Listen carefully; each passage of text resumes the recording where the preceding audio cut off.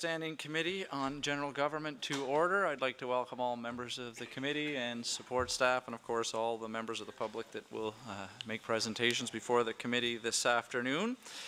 We are here to hear from individuals and groups concerning Bill 45, an act to enhance public health by enacting the Healthy Menu Choices Act 2014 and the Electronic Cigarettes Act 2014, and by amending the Smoke-Free Ontario Act. Previously, the committee has agreed for delegations to make a 5-minute presentation, followed by up to 3 minutes of questioning from each of the three parties. So having said that, we have our first delegation ready at this time, and I'd like to call forward representatives from the Canadian Vaping Association, and perhaps if you could be so kind as to introduce yourselves for the record. My name is Beju, Lakhani. And my name is Daniel David. Well, thank you very much. You have 5 minutes. Welcome. Wonderful. Yes. Thank you. Through you, Mr. Chairman, to committee members, I want to thank you for the opportunity to present today on Bill 45, the Making Healthier Choices Act. I am the founder and CEO of Evolution Cigarettes Incorporated, a federal corporation based in Mississauga, Ontario. My company manufactures e-liquids for use in personal vaporizers. I am also the Vice President of the Canadian Vaping Association and a client member in good standing of the Electronic Cigarette Trade Association. Here with me today is fellow board member of the Canadian Vaping Association, Mr. Daniel David, who serves as the chairman of the Electronic Cigarette Trade Association. Its role is to provide a self-regulatory framework for this industry. These regulations range from mandatory e-liquid testing, appropriate labeling, child-resistant bottles, and age restrictions, amongst others. These self-imposed regulations have been in place since late 2011, and members pay to participate, indicating our industry's desire for appropriate regulation. We have submitted a formal report for committee's consideration, and I would like to take the allotted time to emphasize some of the points in our submission. From its humble beginnings 6 years ago, the number of vape shops has grown exponentially, with the current estimate of dedicated retail outlets in Ontario numbering over 160, representing well over 500 employees, serving hundreds of thousands of customers, and generating over $50 million in revenue. Please understand the growth of this industry has not been the result of expensive marketing campaigns or the efforts of large corporations or tobacco companies. Rather, it has been the direct result of the substantial demand for these products by the approximately 2.5 million smokers in Ontario. The vast majority of shop owners in Ontario are, like myself, former smokers who have switched from smoking to vaping, realize the potential of this technology and the very real benefits that vaping provides as a safer alternative to smoking. I would respectfully assert that our membership have taken substantial risks to pursue a mission very much aligned with yours, to provide healthier choices and to move towards a smoke-free Ontario. In many ways, Canada has been a role model for other countries in developing and implementing effective ways of reducing the harms of smoking, with Ontario's smoke-free legislation being a cornerstone of that effort. You're all aware that tobacco-related diseases cost the Ontario economy at least $1.6 billion in health care annually, result in more than $4.4 billion in productivity losses, and account for at least 500,000 hospital stays each year. Ontario has an opportunity to once again be a world leader by implementing suitable and effective legislation that ensures adult smokers have access to products that can substantially reduce the health impacts that tobacco smoke is known to cause. Mr. Chairman, these claims are not made lightly. The CVA, based on our continued review of the growing body of evidence, including qualified literature, studies, and research on vaping, of which there is much, is convinced that vaping is a healthier choice by orders of magnitude over smoking and has the potential for dramatically reducing the disease and death caused by smoking. The task of this committee is to review the debates and the intent of this legislation and deliberate on the bill with objectivity. To that end, we have provided numerous studies and evidence that supports our claim. As a summary, the evidence suggests that vaping is at least 95% less harmful than smoking and adds virtually no imposition to the health of bystanders. Vapers are almost exclusively smokers or former smokers. Vaping is less addictive than smoking tobacco cigarettes, and that no gateway effect has ever been observed, and rates of smoking are falling at faster rates than seen in recent years. The CVA fully agrees that regulations are needed. However, the goal of these regulations should be to ensure that maximum benefits are realized while minimizing the potential harms. We are concerned that Bill 45, as written, will have substantial impacts on an industry that is growing as an alternative to smoking tobacco and, consequently, the very constituents who seek to make a healthier choice. The CVA wholeheartedly agrees that sales should be restricted to minors. We concede that restricting their use indoors is inevitable, and we agree that lifestyle promotion or advertisements are not appropriate. The CVA has a strong anti-smoking bias, Mr. Chairman. We believe that the government's smoke-free legislation is effective. We agree that regulations are necessary, and we want to work with you and your committee, Mr. Chairman. Though we fully agree with the spirit of Bill 45, we request the committee consider some of the amendments that we have put forward in our submission, specifically permitting vaping indoors in places that ban entry to minors, permitting dedicated adult-only vape shops to openly display their products, permitting dedicated adult-only vape shops to promote their products in-store, and to consider a mandatory review of the Act with a reasonable timeline to further study the benefit of this alternative to smoking. Okay, thank you very much. I apologize, but my job is to make sure that everybody stays on. That's 5 minutes. So we'll move to the official opposition. Mr. Walker. Thank you very much. Left in case somebody wants to give him the final. Thank you very much. A pleasure to hear and receive your information. Certainly one of the things that I'm hearing on both sides of the debate are that impact of the safety. And I think one of the things you've highlighted is that there are many research studies out there, many pieces of information that are sharing that this is not conclusively proving that there are health detriments. Can you share a bit of that information? Sure. What we've included in our submission are many of the studies that show that this alternative is significantly safer, orders of magnitude safer than traditional tobacco. And while I think we all agree that the science is still coming in, it's one of the reasons we're asking for a review process as part of this, as one of the amendments. We do know, I think with a fair bit of certainty at this point, that these devices are going to be better than traditional tobacco cigarettes. Thank you. And I also noted in the deliberation in the House that the provincial government had asked actually the federal government to complete a study which was going to be a 2-year study.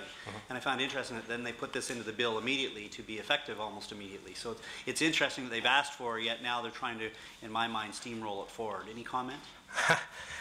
Well, we do know the federal government's HESA committee's just recently come back. The guidelines from that committee are going to take some time to implement. Contained in that recommendation, however, is an acknowledgement that these products are not tobacco. You know, there needs to be a new classification and careful thought and deliberation given to the way that these products are regulated. You say in your deliberation that certainly you agree that it should be restricted to minors and only for adults. Certainly a number of constituents in my riding of Bruce Grey Island Sound, again, who are vape users, have came to me saying, I've tried every other thing under the sun. This is the only thing that seems to work. So from that perspective, I certainly am trying to be objective in my deliberation of this. And it certainly is a big part of it. From your business background, is from the trying to stop smoking. Is that fair? That is fair, absolutely. Lisa, anything you want to jump in with? Yes, thank you, Bill. Thank you for being here, gentlemen. I was wondering if you could revisit the ingredients in the e-liquid that's used in vaping. Sure. As a manufacturer, I can speak quite knowledgeably on this. There are only 4 ingredients that are contained in these liquids. One is propylene glycol, which again is generally regarded as safe by the FDA. It's used in asthma inhalers. The second ingredient is vegetable glycerin, which again is generally regarded as safe. We're consuming it every day in a number of different forms. The third is food flavoring, which is widely available, and the fourth is nicotine, and that is it. The nicotine can be in any strength, typically available in a variety of strengths, and also in no nicotine. So ideally, users are able to control the amount of nicotine they take up to the point of taking none at all. So interestingly, 10 in seconds. my deliberations suggested they pull this piece out of it so that we could further study it. I note that the Lung Association of Nova Scotia has made points that this does not contain tobacco. There's a lack of evidence about them, no harm proven, and they've actually pulled this legislation for further consideration. I think that's certainly what we need to be doing here as well. Okay, thank you very much. So we'll move to Ms. Fife.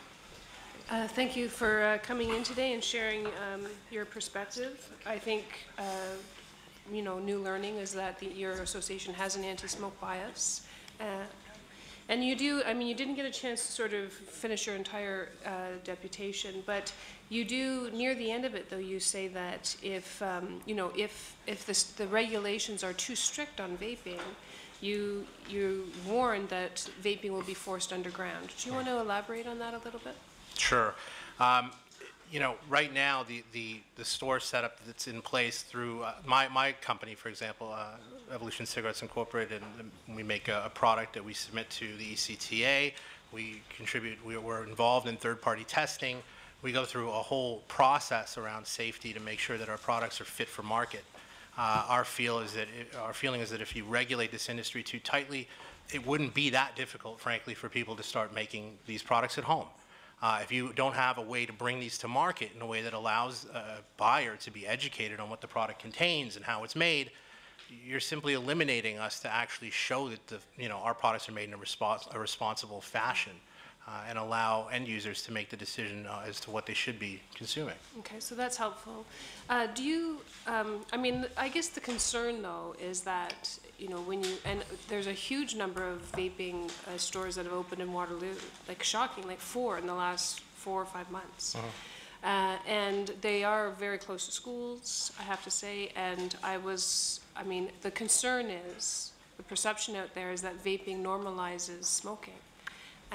Do you want to speak to that? Sure. I mean, there were kind of 2 points in there that we can address. The first is, and let me be 100% clear about this, the Canadian Vaping Association absolutely supports restriction on sales to minors. We've already self-imposed that. It's been in my company's wholesale agreement since the day we opened. The Electronic Cigarette Trade Association mandates that to be a member. We are fully supporting of the idea that we should not be selling these products to minors. With respect to the gateway effect, I am not a scientist. I can't speak to normalization issues.